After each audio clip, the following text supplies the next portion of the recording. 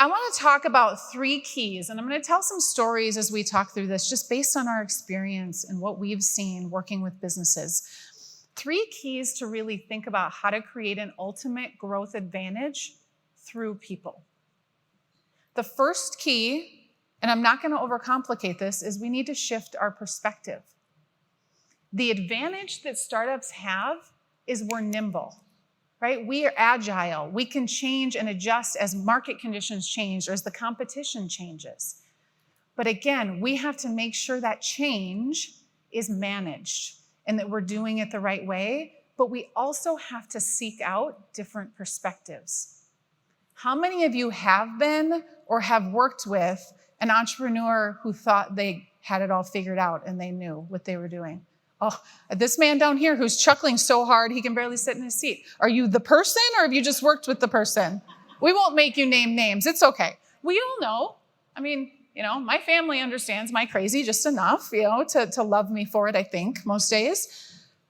But as entrepreneurs, as startup founders, and as investors, we have to ensure we are putting ourselves in different rooms with different people that are helping our teams shift their perspective.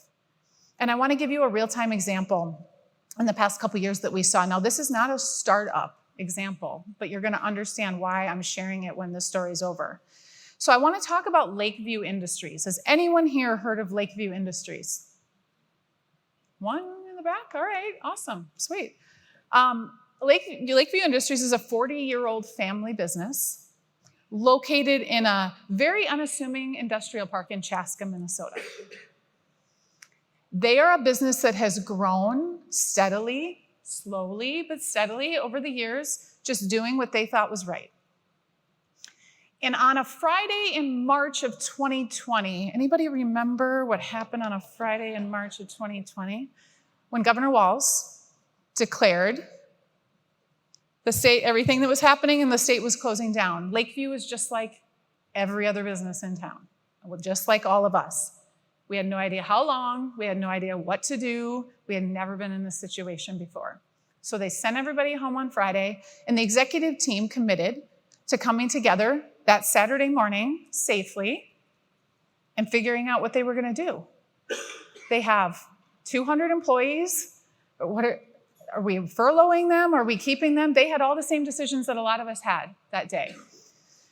Well, Friday night, the president of the company was chatting in the yard with his neighbor, who was a doctor. And the doctor was telling him about these face shields that they were using in the hospital to keep their staff safe. Well, Lakeview just happens to do molded plastic, rubber, foam. So John, the president, took a look at this face shield and said, we have all of this stuff. This thing's ugly as hell, but we could probably make one of these. So he brought it in on Saturday morning to his executive team and plopped it on the table and said, could we do this with our machining today? I don't know. 36 hours later, they had a working prototype, and within 2 days, they had made 50,000 face shields. This was a slow and steady family business. They got a ton of press. They made a lot of money. In fact, they satisfied their 5-year capital budget just based on the money they made from face shields. So it was a huge win for the business. But here's what it also was a huge shift in perspective. Because on that day, Lakeview became a different company. They became a startup. They started thinking differently about who they were, what they were capable of, the impact that they could have. And you know what also started to happen? Is the people who were not in for that new journey started to stick out, including 4 members of the 6-member executive team who are no longer there. Lakeview has undergone the biggest transformation of any company I've ever seen that we've worked with, strictly because they saw something in themselves and their team and decided we're never going back to who we were before. That's the kind of team and the kind of transformation that is required in the startup world, But it's taken them 4 years. And I know as investors, you don't want to hear, right? Transformation takes 4 years.